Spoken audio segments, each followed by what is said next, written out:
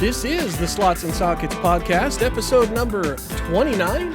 I am one of your hosts, IRD Moose, and my partner in tech crimes, Turbo Penguin. Happy pre-Friday, Turbo Penguin. It is a beautiful day for technology, is it not? You know, it kind of is, because we're kind of like at a point with so much coming forward that it's exciting and frustrating. Yeah, for sure. Because right now, if you wanted to go buy and build a system, it's both exciting and frustrating, because the exciting part on the CPUs is really exciting. Mm-hmm. And it's wildly frustrating on the GPU side because nobody likes to wait. I will cop to that 100%. I mean, it's really interesting because right now, if I went to go buy a graphics card, because they're not making new cards for stock for the shelves. Yeah. So if I went to my Micro Center, I feel like I would be paying more than I should for stuff that's old stock that's going to be old, and the new stuff's not out. But I have Christmas time and time off, and I want to play video games, but it's going to cost more. And it's like, I'm so close to new stuff that it's like, you have it. And so like, I've done partial upgrades. So last week, my sound was a little off, and I apologize for that, but I did do a new system. A partial new system. So I'm now rocking the 9800X3D finally. Nice. So if my sound sounds better, it's because of the X3D-ness of my turbo-ness. Right. The X3D I'm Turbo memory X3D is massaging, Penguin now. Yeah, it's massaging the audios and things. Exactly.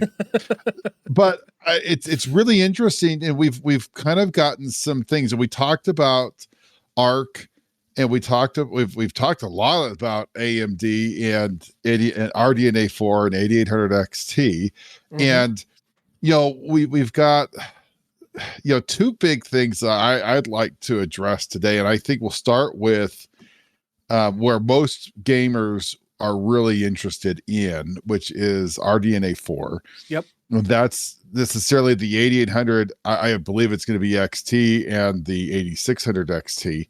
And, I really think that we want to talk about how AMD and Intel can be successful in these launches, because I realistically think, and I will say this, I personally believe RDNA 3 with the 7000 series was nowhere near as successful as it could have been. I feel like from the get-go, I don't feel like it was a bad product. I feel like it was positioned poorly from a price to performance, ratio. Yeah. I never was comfortable with $1,000 XTX. I was never comfortable with the 900 XTX. And even then today, like if you look at this and you say, well, I can get an XT for $619. I'm sorry, with what we're hearing about next gen, that's a bad buy. Yep. With what we're looking at. I mean, if we're considering that that's 7 weeks away.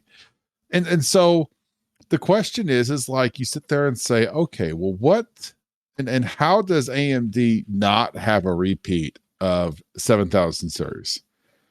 And I really think that, I think it's a market share piece, but I really think AMD has to focus on value, even at the 8800 XT, the upper piece. Because you're not,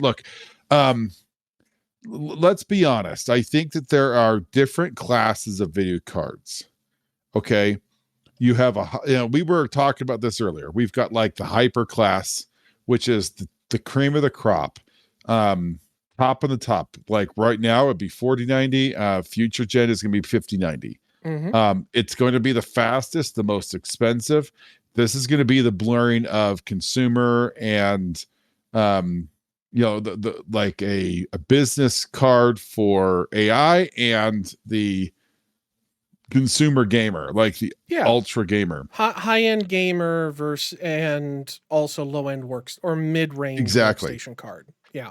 Exactly. And I think that that's, and I think that that's a really unique space to be Yep. in that you really need to be able to play to both of those strengths, be a really good gamer card. And I think you have to still have good value in the workstation card side of things and be able to do both of those. Mm-hmm. And I think that's a very hard place to be because, well, I think that those workloads are similar. I don't think that they're the same. No. And I think that like what you want on a workstation might be more memory, and I think that maybe they don't want to give you a bunch of memory, and so. But then you kind of come down into like that, like out of like hyper class into like super class, right? Yep.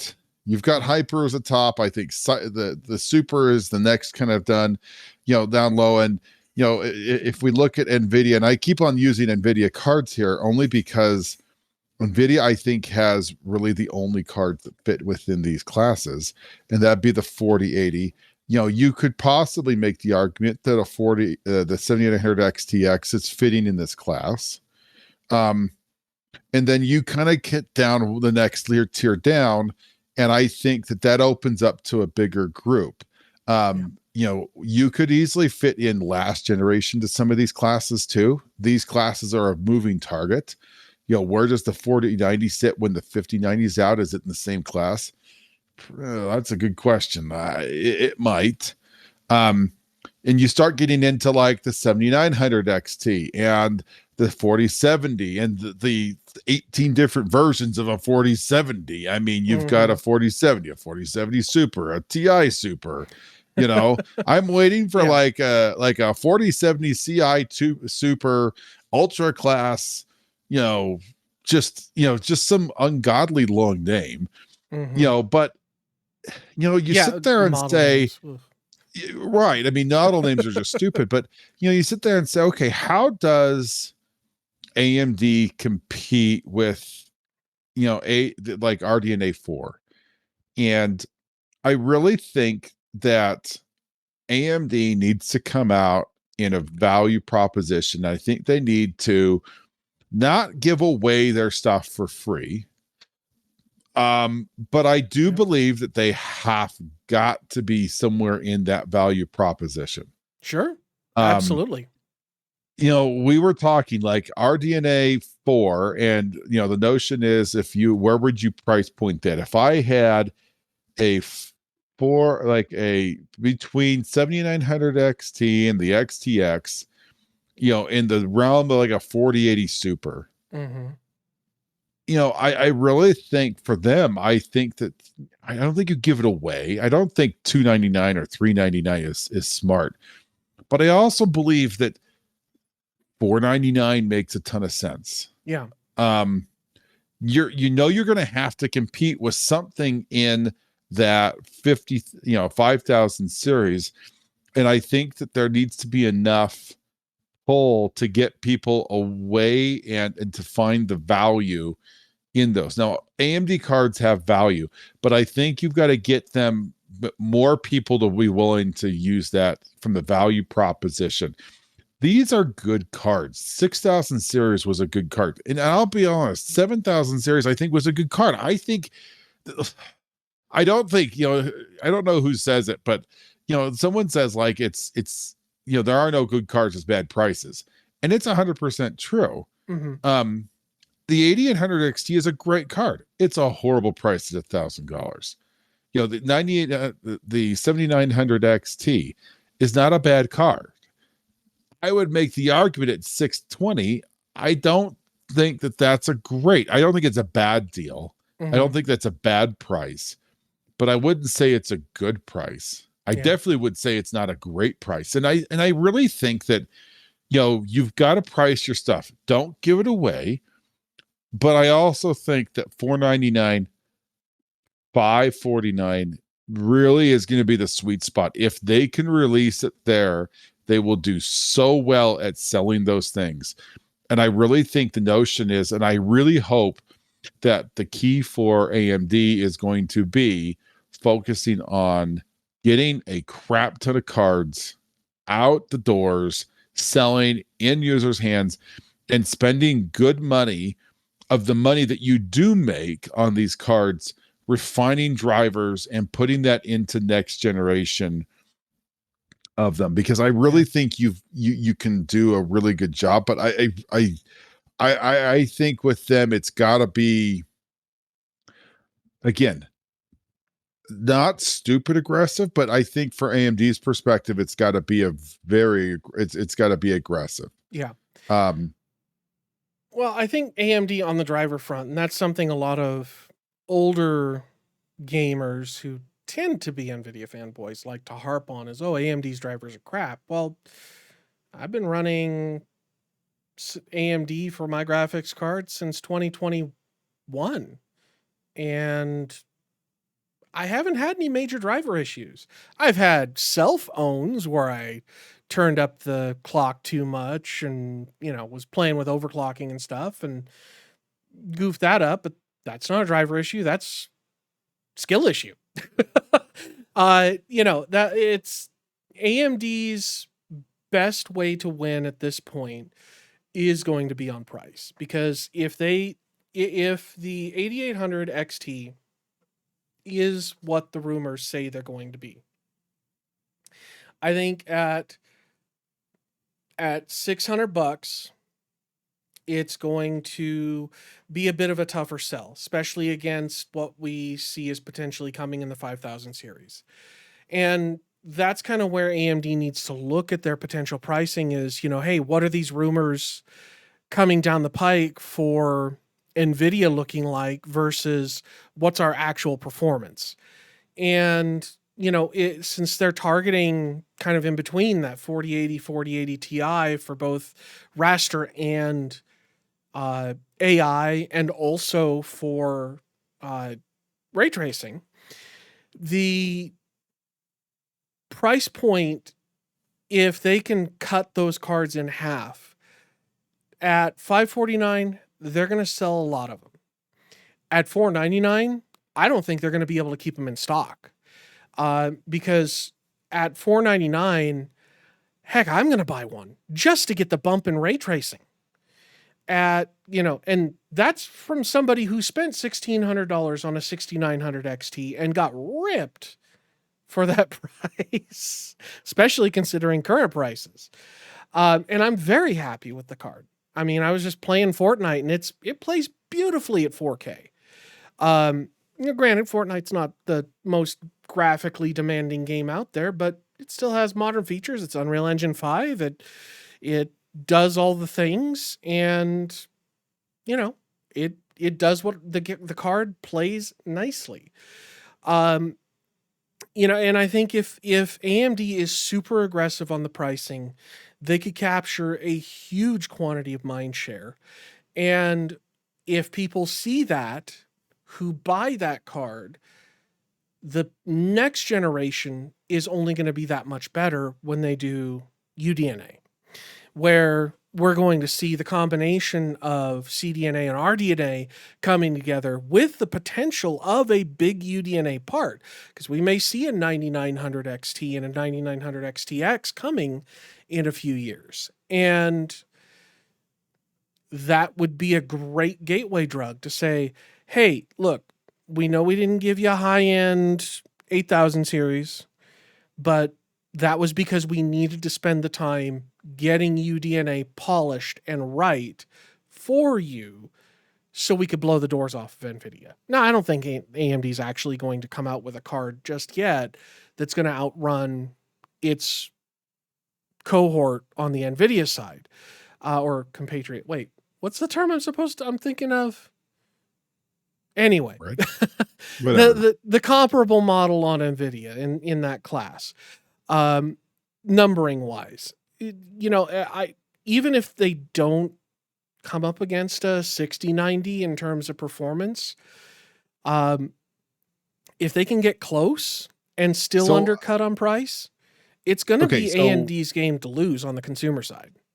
I don't know necessarily if every brand out there needs to have a hyperclass video card. And I know gamers want to sit there and say, well, yeah, but I don't, you know what? I Yeah, just don't know, because I think that market is not as lucrative no, true. as people might think.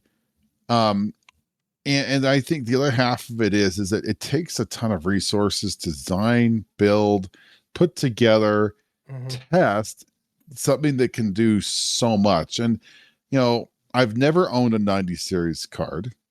Okay. Um, Yeah, I've owned plenty of 80s and 70s. Um, and I'll say that I just I think the vast majority of gamers are not in that realm of 90 series performance. true. Now, I'm not saying that's everybody, but I can understand where an AMD comes out and says, you know what, that's not for us. It costs money. I mean, and I think that one thing we have to realize is that, like, when they canceled or killed off and stopped developing big RDNA 4 and the big guy, the 8900 XT or whatever they were going to call it, Hmm. um, I think it's super important for us to realize that these are business decisions. Yeah, And we have to realize that from a business perspective, it has to make sense for them to make it. And that means that there's an audience, which means you have the cost to build things, the cost to engineer things, and the sale price has to make sense. And if you've got a product that costs too much to design, and you're looking at saying, okay, yeah, we've got this thing, we've got a widget, and now we have to go redesign and fix all of our problems with a widget so it's not crap.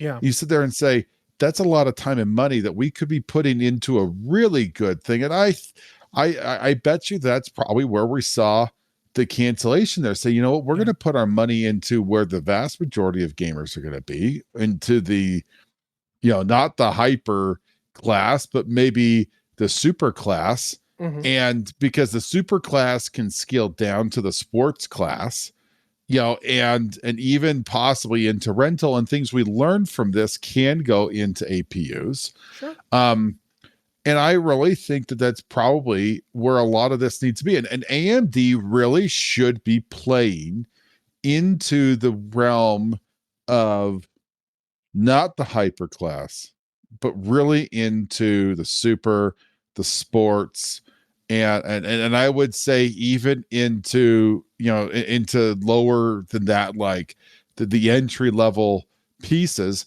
because I really think that you can sit there and say, if we own that, we own so much percentage of the market, Right. and we can learn so much from that perspective, that eventually down the road, it allows us to compete in that hyper class.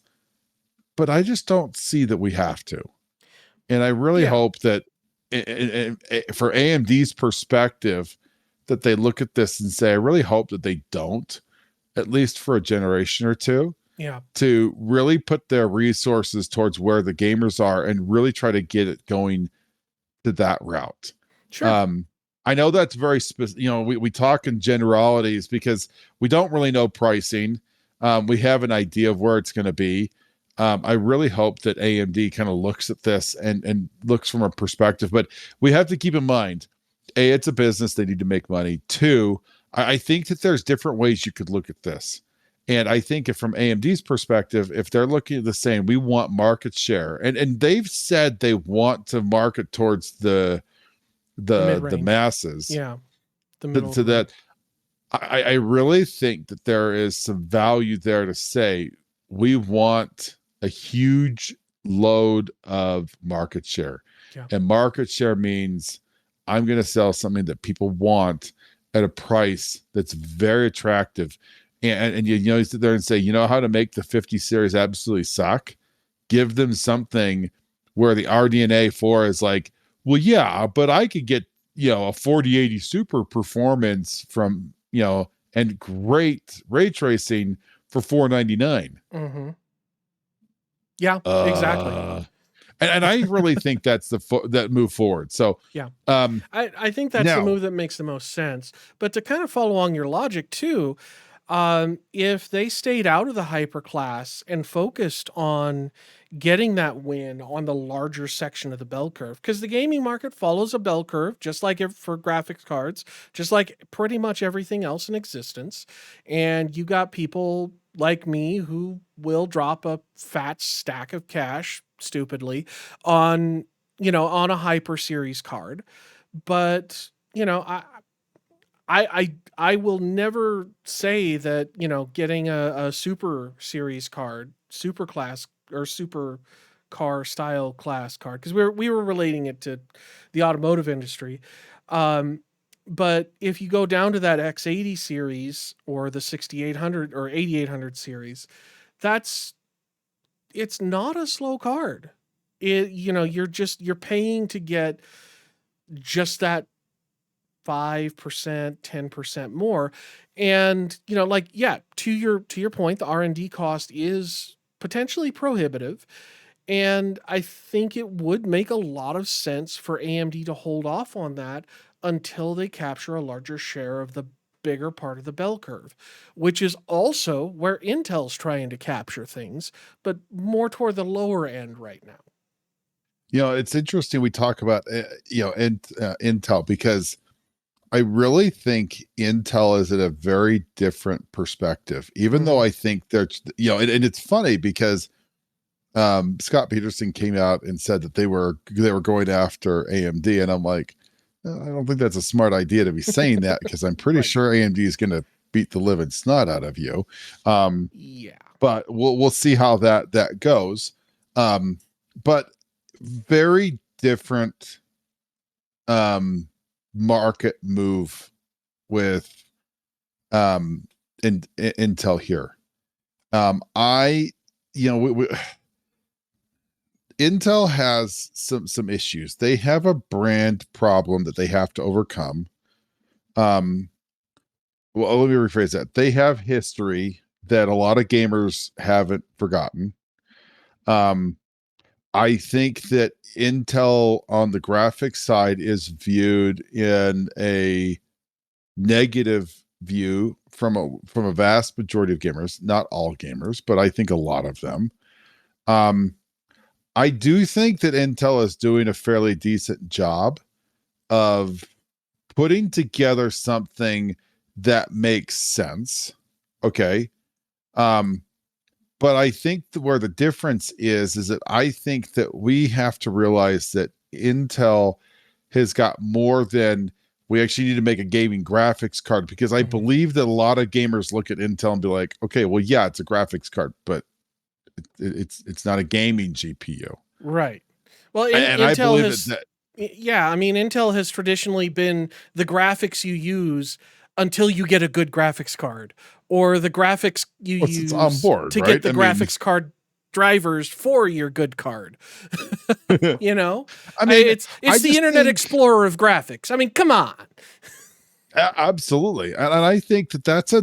No, I'm sure there are plenty. There were people who disagree with me on this. Okay, so I apologize to whoever I've pissed off. I'm sure I'm pissed off at some people there, but There's some Team I Blue people really out there, think sure.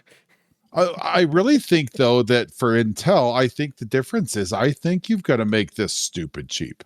Mm-hmm. Like we talked about, like AMD, and like they need to be aggressive. Like I don't think they can get. I think they can afford to not give it away for free. Yeah. Um, I start to question and really think that maybe, just maybe, Intel needs to give this stuff away for free. Or not free, but they need to Cheap, do this dirt at cheap. cost. Yeah. I think they need to look and say, okay, R&D cost is this. It's going to do this, and we can't sell it for this, but we can sell it for this, and let's make $5 a GPU. Now, the problem I think with Intel is that with new CEO leadership, it's going to be a hard sell to be like, yeah, we're selling these and making these things, but we're not making money. Right. Is not a good thing, especially when your new CEOs are marketing and business and finance people. Well, and they're because they're taking like, over a complete crap show from the dumpster fire that was 13th gen, 14th gen commercial data center. The 285s are just not performing. It's just like Intel's not in a good place to do something like that.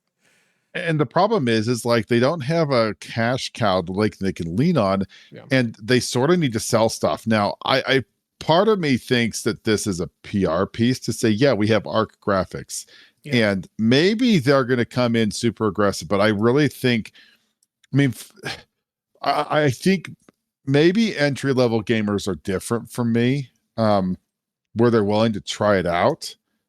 I don't know if I'm willing to be a guinea pig on that, and I'd have to feel like, okay, maybe I put in a kid's PC and let a kid do it. But Yeah. even then, I would sit there and say, I still would have a hard time, me personally, doing that, Here, especially mom, when I could be here's your like, graphics card.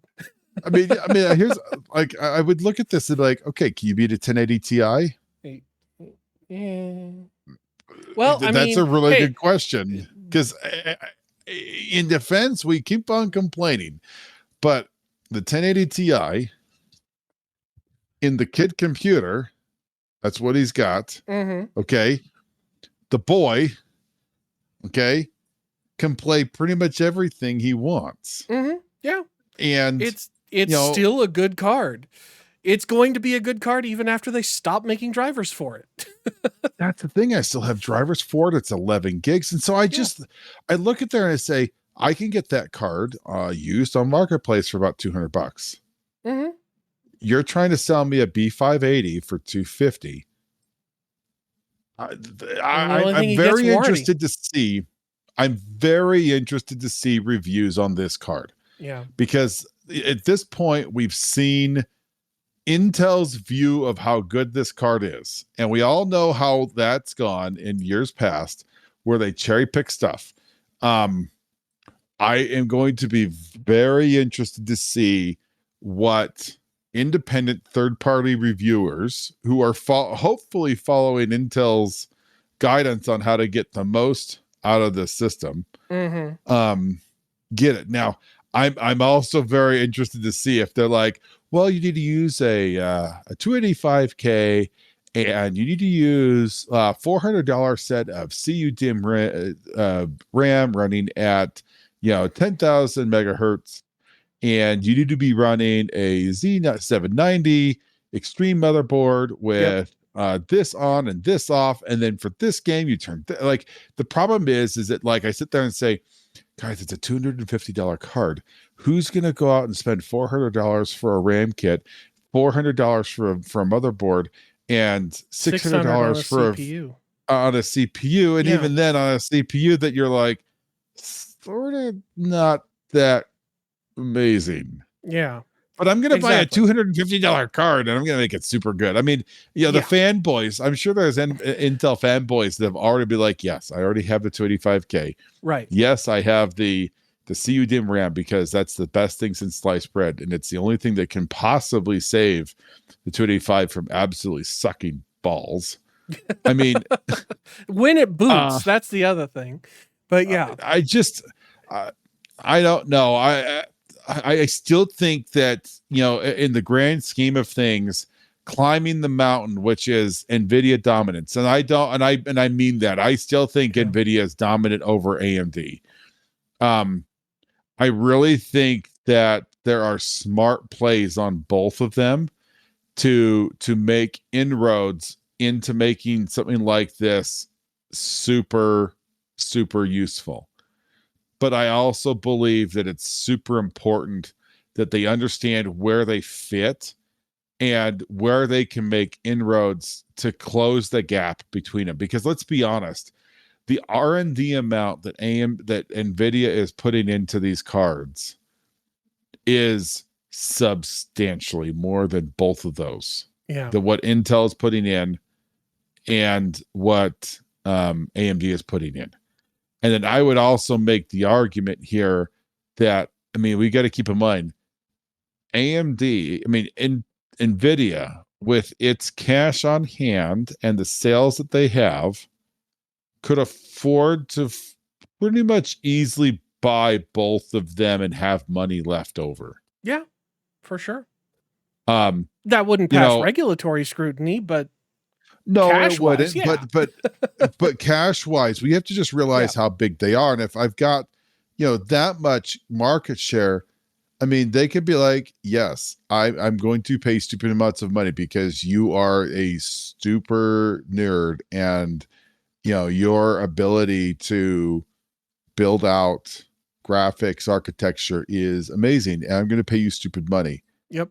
and you'll never go anywhere else because I'm paying you stupid money, and you're like uber geek, but Yeah. that's okay because you're going to be an uber Nvidia geek for life, and I don't know. It's I think that both of them, AMD and Intel, are in very, very different places in Mhm. how they compete here. And I look, I feel more optimistic about AMD. For sure. Okay, For sure. I absolutely do. The notion that they're going to have a 4080 competitor in that price point, I'm guessing that's going to be similar in performance to maybe a 5070. Um, and so, but again, who knows? I mean, nobody knows at this point. The other half I will say is that um, don't think that these numbers are legitimate. I would not put past um, AMD to be high on these or low on these rumors. Mhm. Um, I very easily could see AMD being like, yeah, we can totally do that, and not delivering. Yeah. I also could see AMD being like, okay, we're going to be stupid conservative here, and we can do this, but not the other way around. Right. Um, Well, I yeah. mean, from the Intel side too, some of the slides that I saw watching Moore's Law is Dead earlier today, he did a stream and he was talking about the slides where Intel was comparing the B580 to a RTX 460 or 4060.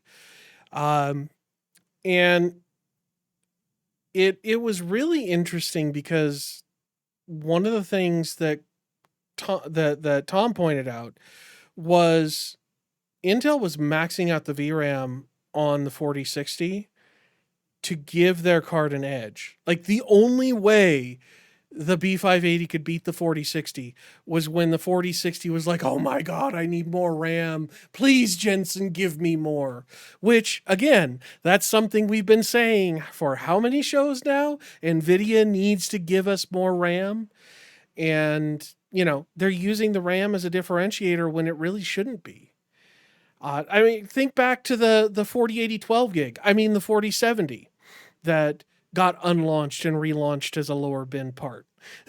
It's like, why are we playing these games? Like, give people the VRAM they want. So And here's my question real quick. We talked yeah. about the VRAM piece, okay? So let's say the 8800 XT comes and slots in between those two and has really good raster, and it really kind of pulls through with, let's say it's a 4080 Super, and let's say it's 499. Hmm. Okay, 499. The question is that from Nvidia's perspective, to the like whatever, or do you think that there's enough pressure there at that price point for them to be like, okay, now we have to start maybe changing how we see some of this um into the like, do you think Nvidia changes their position on a performance and a RAM amount? Because if for 499 I'm going to get 16 gigs Hmm. of RAM and a 4080 performance for 499, I question, because it sounds like the 5070 is slotted to have 12 gigs. Hmm. Yep.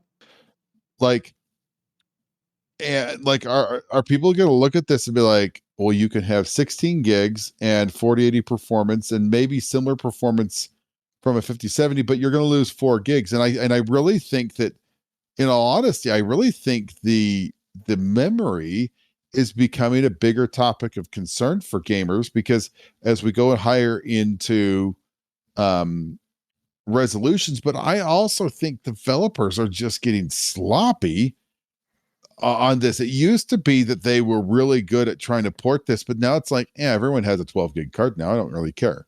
Yeah. Everyone has a 16 gig card now. I don't really I, care. I think it's a combination of things on the gamer side. I think it's, hey, well, look, we want to push higher quality textures. We want to start pushing 4K. We want to make things look good across the board. And to do that, you gotta have more memory. But, kind of to what you're saying there, I don't think Nvidia is going to do anything because right now Nvidia is the king, and you gotta to be the king, you gotta beat the king. And I think legitimately for Nvidia to move, they're gonna have to see AMD beat the living socks off of them in the mid market before they actually start going, huh? Maybe we need to start putting more VRAM on.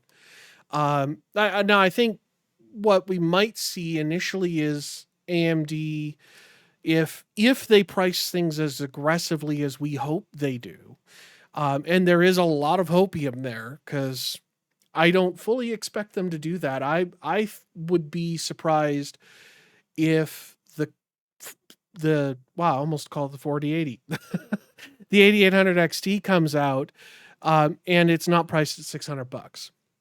We'll know more in about a month from now when CES hits and we start going through the announcements.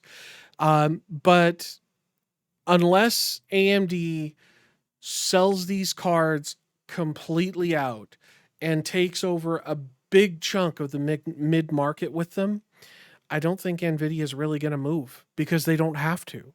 They've got the money to just keep on going, just like Intel used to. Well, and I think that from NVIDIA's perspective, look, let's be very clear here.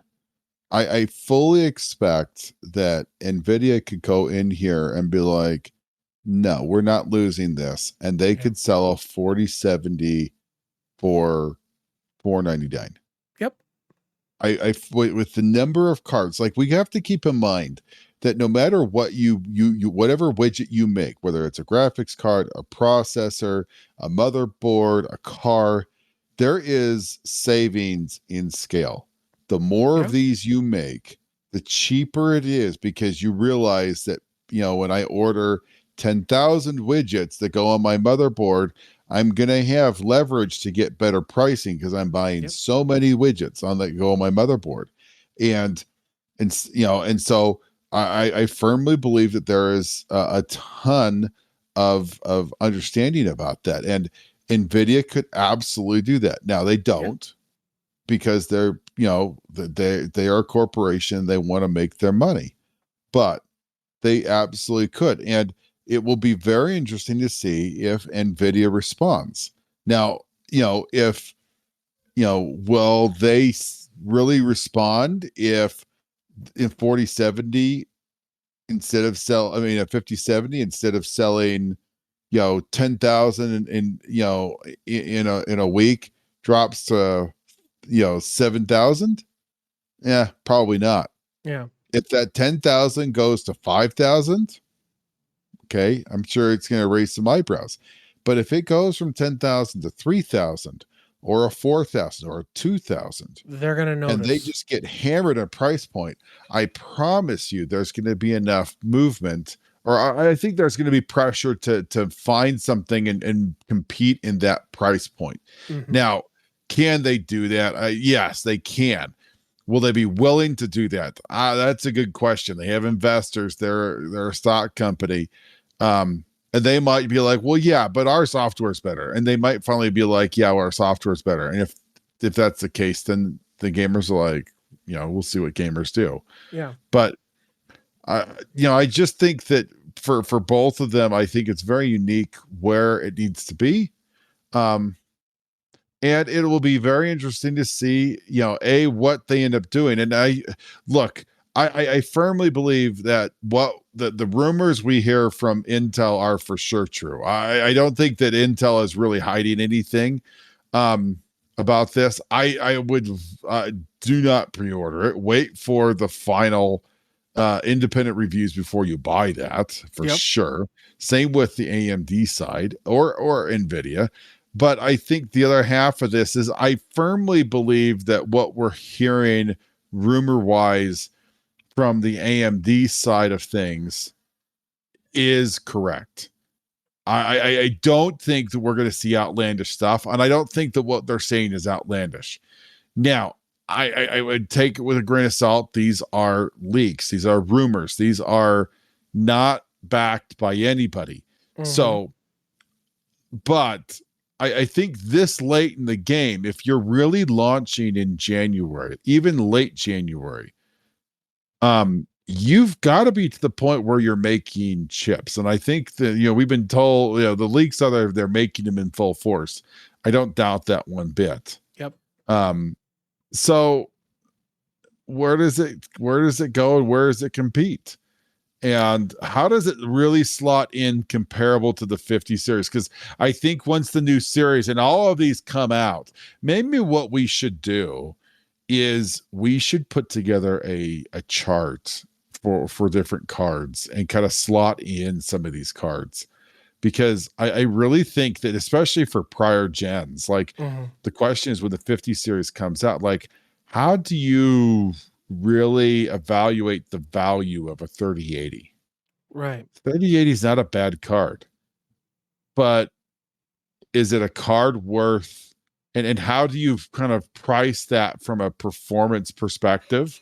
And I think that there'll be probably some truth. Plus, if we do have tariffs coming through and we see more tariffs coming, okay, then I really think that understanding the value of some of these um into comparable to current gen is super important, Yeah, for because sure. a used part might be like, you know, it's all value and comparative value. Because if you sit there and be like, yay, I bought a 3080 for 399.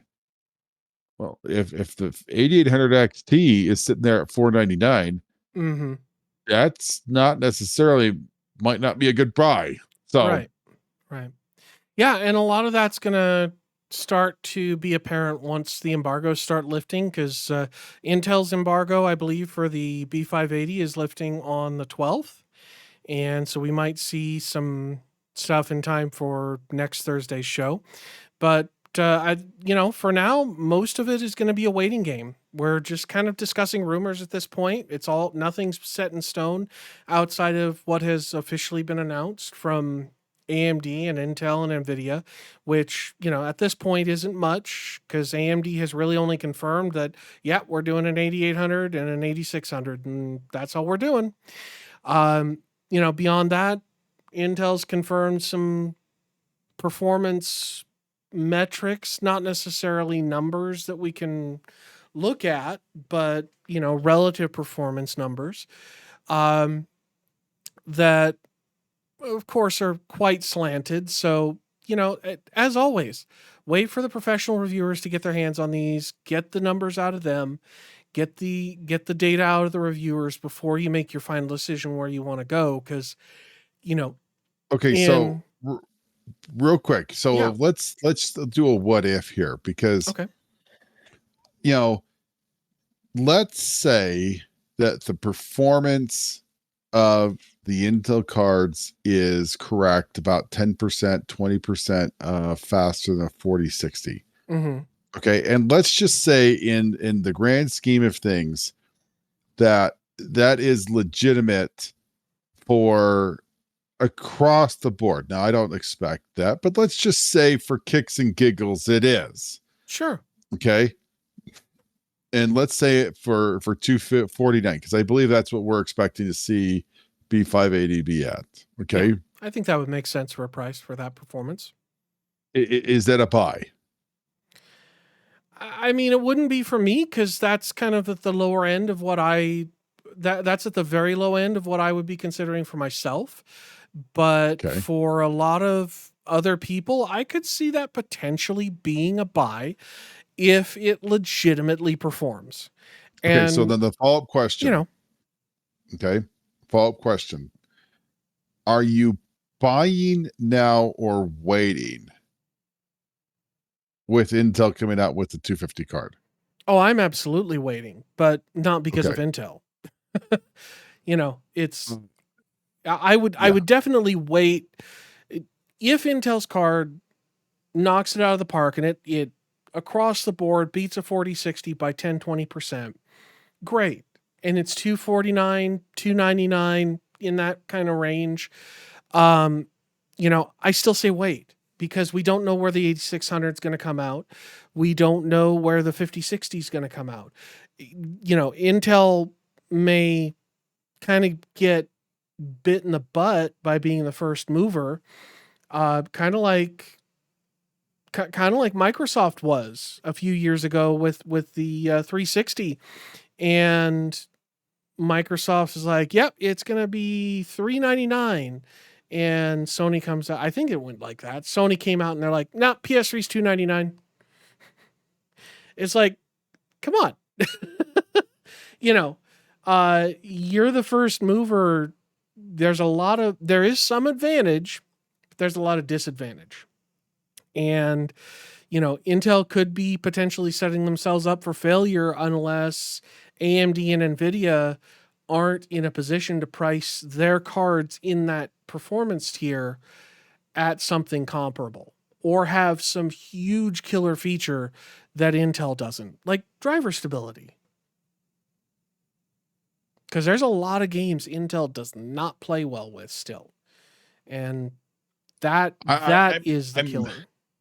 I am going to be very interested because you know that there's plenty of reviewers out there who are going to be like, here's a list of games we couldn't run. Yeah. Um, and I think that's look from a gamer's perspective. I think there's a fair piece to say that there are plenty of games. There are games out there that Intel can't run. And they are working hard to fix that, but But what but everybody but remembers is the launch. And if you screw the launch, you're not going to stick the landing. yep. So, on that bombshell, thank you all Yep. for watching. We appreciate you giving us your time. And if you stuck around this long, I apologize for not doing the little blinky blink on the logo when we switch topics, but I will still get the timestamps and all that into the show notes. I'll just have to work a little bit harder because that was a time saver thing for me. So until next time, please remember to like and subscribe and do all the YouTube things down in the doobly-doo down below that pump up the algorithm. And until next time, have fun storming the castle. Take care, guys. Have a good night. Good night, everybody.